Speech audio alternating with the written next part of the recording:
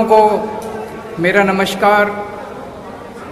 जो दर्शक इस वक्त हम लोगों को देख रहे हैं, सुन रहे हैं, उन सब लोगों को मेरा नमस्कार।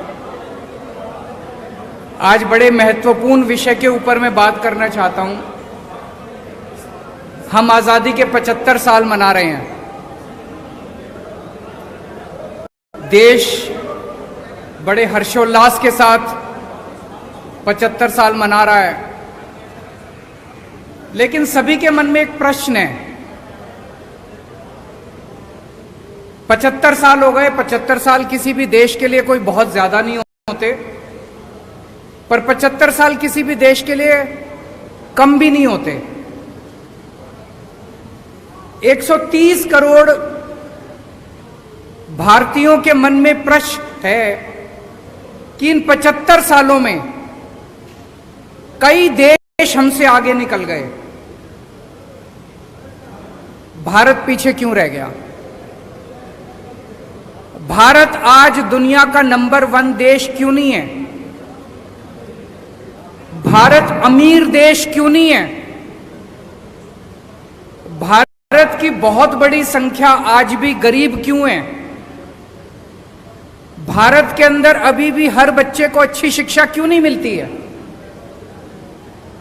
हमारे में किस चीज की कमी है? भारत के लोग दुनिया के सबसे इंटेलिजेंट लोग हैं। भगवान ने जब पृथ्वी की रचना की और इंसान बनाया, सबसे इंटेलिजेंट लोग भारत में भगवान ने पैदा किए। हमारे लोग जब दुनिया भर में जाते हैं, अमेरिका ले लो, लंदन ले लो, फ्रांस ले लो, दुनिया की कोई मल्टीनेशनल कंपनी उठा के देख लो, ऊपर आपको एक इंडियन बैठा मिलेगा नंबर 1 या नंबर 2 पोजीशन पे।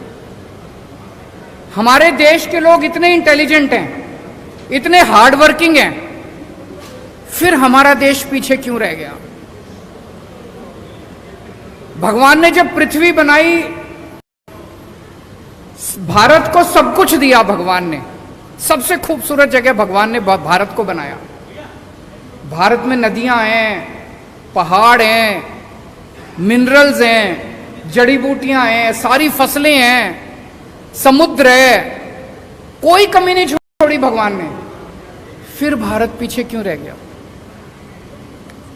आज ये प्रश्न सब लोगों के मन में है कि भारत पीछे। जो देश हमारे बाद आजाद हुए, सिंगापुर हमारे 15 साल बाद आजाद हुआ, आज हमसे आगे निकल गया। सेकेंड वर्ल्ड वॉर में जापान ध्वस्त हो गया था, हमसे आगे निकल गया आज। सेकेंड वर्ल्ड वॉर में हिटलर के बाद जर्मनी ध्वस्त हो गया था, आज हमसे आगे निकल गया। हम पीछे क्यों रह गए? कुछ लोग पूछते हैं, can India lead the world? Why not? हमारे पास दुनिया के बेस्ट इंजीनियर हैं, बेस्ट डॉक्टर हैं, बेस्ट किसान हैं, बेस्ट वकील हैं, बेस्ट टैलेंट है दुनिया का। फिर हम आगे क्यों नहीं बढ़ सकते? हमारा सिस्टम खराब है।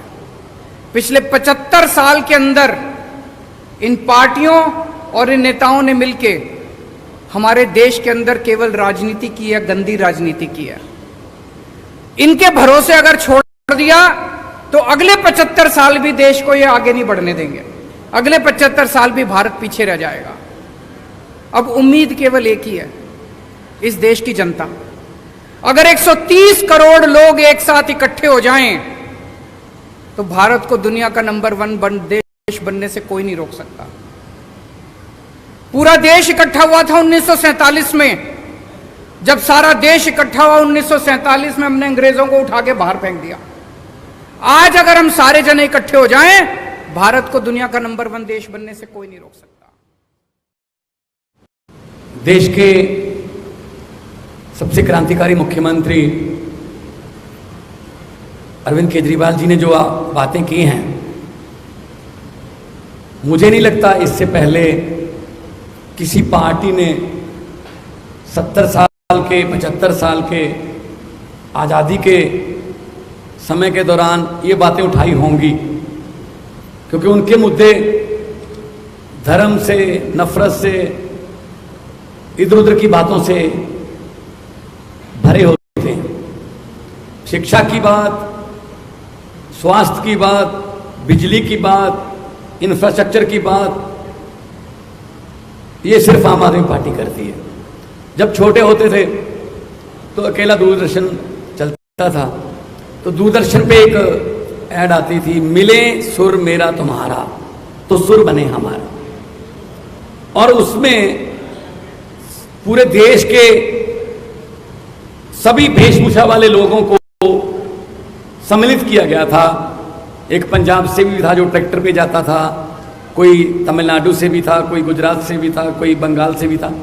तो पूरे देश का सुर मिलेगा तो एक सुर बनेगा। यही बात आम आदमी पार्टी कह रही है कि अगर 123 करोड़ लोगों का सुर मिल गया एक बार, तो वो सुर जो होगा वो देश को नंबर 1 बना देगा। So make India number 1। Ukraine 25-26 साल पहले आजाद हुआ, हमें तब पता चला जब हमें वहां से बच्चे निकालने पड़े। अपने मेडिकल के स्टूडेंट्स को उनकी जान बचाने के लिए उनको वहां से लाना पड़ा कि हमारे इतनी तादाद में बच्चे बाहर जा रहे हैं। वो कोई नालायक बच्चे नहीं थे, वो कोई ऐसे बच्चे नहीं थे जिनको यहां एडमिशन नहीं मिल सकती। वो 99.9, 99.8, 99.7 वाले बच्चे थे। क्यों जाना पड़ा? यहां कोटा सिस्टम है जी, ये चेयरमैन का कोटा है, ये फलां का कोटा है, यहां सिफारिश चलती है, यहां पैसे चलते हैं। तो पेरेंट्स सोचते हैं जो काम 30 लाख में यूक्रेन में होता है वो यहां 3 करोड़ में होता है। तो 25 साल पहले आजाद हुआ देश हमसे ज्यादा मेडिकल इंफ्रास्ट्रक्चर में हमसे ऊपर चला गया। हम क्या करते रह गए? हम तो नारे लगाते रह गए, हम एक दूसरे को कोसते रह गए, एक दूसरे की निंदा करते रह गए।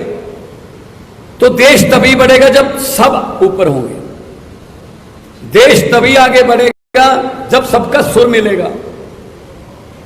ये पोलराइजेशन, ये नफरत की राजनीति देश को आगे नहीं लेके जा सकती। पंजाब अनाज में देश को आत्मनिर्भर करने वाला स्टेट है। पंजाब के नौजवान आज भी चाइना पाकिस्तान बॉर्डर पर सीना ताने खड़े हैं। पंजाब माना गया है न्यू आइडियाज के लिए, नए इनकलाब्स के लिए। दिल्ली में इन्होंने जो शिक्षा की क्रांति लाई अरविंद केजरीवाल जी ने, स्वास्थ्य में क्रांति लाई, मोहल्ला क्लिनिक, हमने 100 मोहल्ला क्लिनिक, अभी 6 महीने हुए नहीं हमारी सरकार को बने हुए पंजाब में, 100 मोहल्ला क्लिनिक खुल गए। जून जुलाई से बिजली के बिल जो है 0 आने लगे। सेना में जो जवान फर्ज निभाते हुए अपनी जान कुर्बान करता है, 1 करोड़ रुपया उसको मिलता है। विधायकों को 1 बार की पेंशन ही मिलेगी।